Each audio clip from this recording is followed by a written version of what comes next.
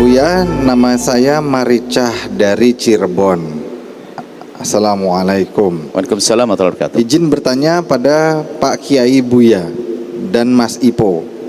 Jika semua amalan dimulai dari rajin sholat, wajib ataupun sunnah, rajin bangun malam dan lain-lain untuk meminta rezeki kepada Allah, namun ternyata jalan keluarnya berhutang uang kepada manusia, lalu itu bagaimana? Baik, makanya congkak dalam tawakal itu nggak boleh sok. Aku dengan Allah saja, nggak perlu, nggak butuh dengan manusia. Allah jadikan manusia di kiri kananmu agar kalian saling membutuhkan. Tapi yang penting adalah di saat kamu membutuhkan kepada manusia, jangan lupa bahwasanya semua ini akan bisa karena Allah.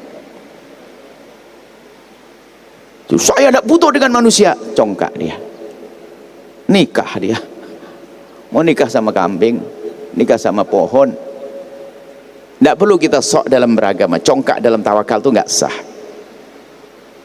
Bahkan saya mengatakan, saya butuh kepada anda untuk mendapatkan pangkat tinggi di hadapan Allah. Saya mungkin dianggap ustadz, saya butuh kepada anda yang murid, karena saya yakin, saya husnudon, saya akan diangkat oleh Allah gara-gara anda belajar ke sini. Kan gitu. Nggak perlu saya berkata, kamu yang butuh kepada saya punya ulmi. Kok sombong banget saya ini. Padahal hakikatnya saya perlu kepada anda. Kalau tidak ada anda, saya tidak akan menyampaikan kebenaran. Saya nggak dapat pahala kok. Ayo. Maka merasa perlu yang menjadikan dia tawadhu itu sah. Nah, tawakal kepada Allah itu, tawakal itu sifat hati. Yang ditawakil adalah amal zahir. Setelah berusaha baru ada tawakal. Ikhlas dak. Ikhlas, anda tahu ikhlas? Wah, ikhlas itu sifatnya amal. Kalau belum berderma nggak akan disifati ikhlas. Wong nggak sedekah apanya disifati ikhlas? Sedekah dulu baru nanti ada sifat ikhlas. Wong nggak sedekah kok sifat ikhlas, mana ada sifat ikhlas? Nggak beramal mana sifat ikhlas? Jadi seperti itu. Jadi tadi sholat dan sebagainya sudah usaha, ternyata dengan manusia wajib. Karena anda hidup di makom sebab, anda jual beli dengan orang. Lalu bagaimana kan dengan Allah? Nah sekarang urusanmu dengan manusia, jadikan ini titik pentingnya. Jadikan urusanmu dengan manusia urusan dengan Allah. Lalu bagaimana? Kalau anda minjem, bagaimana tradisi, apa ajaran meminjam? Kamu yang serius untuk bisa membayarnya tepat waktu. Lalu tulis hitam di atas putih. Kemudian jangan terbetik di hatimu untuk lari dari barang utang. Ingat, siapapun yang hutang lalu dia ingin lari, langsung disempitkan rezekinya. Ajib. Nabi menyebutkan kalau ada orang pinjam duit, kemudian dia ingin lari membayar, tidak membayar, langsung sempit rezekinya, nggak bisa bayar. Ajib. Coba aja. Kalau ada orang pinjam duit kok dia pengen lari, menyembunyikan, pengen lari, oh langsung sempit. Tapi kalau ada orang meminjam uang kemudian dia bersemangat untuk membayarnya, Allah akan bantu segede apapun utang itu. Sebab membayar ini wajib, jangan sampai kita ngentengin. Cuman kebalikannya dalam Islam, kalau anda meminjamkan uang kepada saudara anda, jika ia memang tidak mampu, anda nggak boleh memaksanya. Bahkan anda wajib memberikan tempo, fanadhiratun ila maisarah. Indahnya pinjam meminjam. Maka yang meminjamkan uang jangan memanfaatkan kesempatan dalam kesempitan. Jadi kalau yang pinjam uang kepada anda, jangan kau cekik dengan tambahan-tambahan, namanya riba, haram hukumnya. Kalau anda ingin nolong saya serius begitu.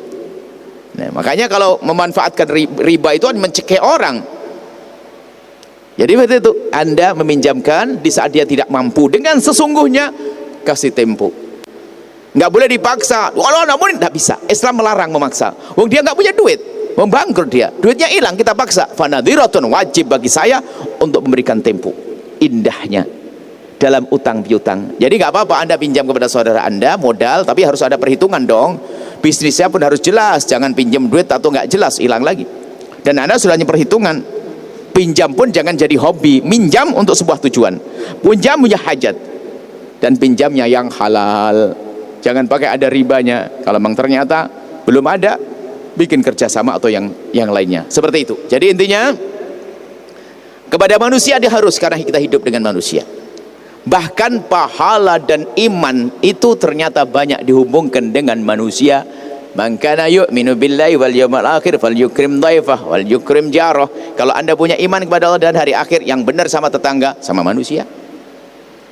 Wa ta'awanu 'alal birri wat taqwa, untuk mendapatkan pahala besar kamu dengan manusia. Manusia tolong menolong. Manusia. Ini bahasa congkak. Oh, yang penting kita menghadap kepada Allah. Nanti rezeki dijamin, pasti. Jangan khawatir. Pokoknya kita dengan Allah. Congkak. Kayak ketemu Nabi dimarahi. Onta nggak diikat. Ikat dulu baru tawakal. Jadi itu, calon usaha serius, baru nanti Anda bertawakal. Nah, ini saja, wallahu a'lam bishawab.